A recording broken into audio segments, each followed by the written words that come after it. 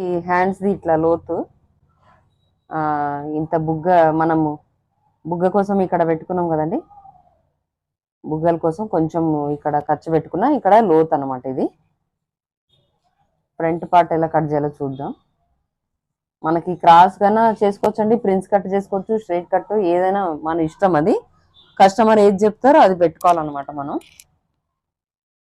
నేనైతే cross cutting పెడుతున్నాండి.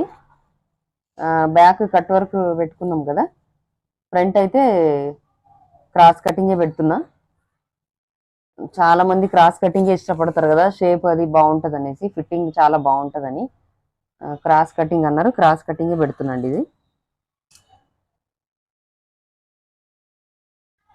ఇది మొత్తం కరెక్ట్గా ఇలా గీసుకొని ఇక్కడ ఒక 1/2 ఇంచ్ ఎక్స్ట్రా తీసుకొని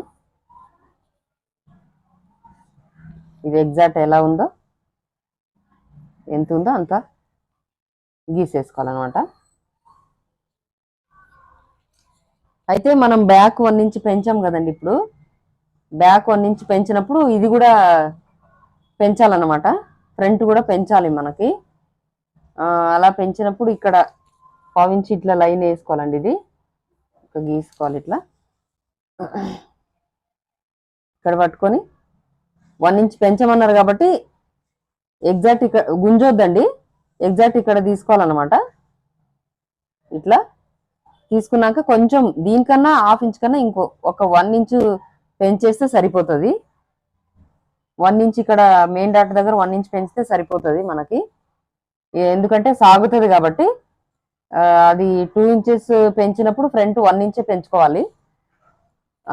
ఫ్రంట్ సాగుతుంది కాబట్టి మనకి అది కూడా 2 ఇంచెసే వచ్చేస్తుంది అనమాట. నెక్ అంతనే ఉంచొచ్చు మనము, లేదు అంటే కొంచెం దించమన్నారంటే కొంచెం దించొచ్చు, లేదు ఫ్రంట్ నెక్ అంతే ఉండనంటే ఇది దిగినప్పుడు ఆ ఫ్రంట్ నెక్ ఏమి దించాల్సిన అవసరం లేదు, అంతే ఉండాలి అన్నప్పుడు అంతే పెట్టేయచ్చు మనం. ఇది 4th హుక్ దగ్గర ఒక మార్క్ పెట్టుకోలేదు. ఇప్పుడు ఇది ఉంది కదండి, ఇక్కడ జాయింట్ ఉంది కదా షేప్ బెల్ట్ దగ్గర, ఇది ఈ ఆమోల్ దగ్గర జాయింట్ ఉంటుంది కదా, సైడ్ జాయింట్, దీన్ని ఇట్లా కరెక్ట్గా దీన్ని లైన్ మీద పెట్టుకొని దీన్ని కూడా కొంచెం పెంచుకోవాలండి. ఎప్పుడు మనం 1/2 ఇంచ్ తీసుకుంటాం కదా, కొంచెం ఇంకో 1/4 ఇంచ్ కలిపి తీసుకుంటే సరిపోతుంది. లేదంటే ఇది కిందికి జారినట్లు ఈ సైడ్ జాయింట్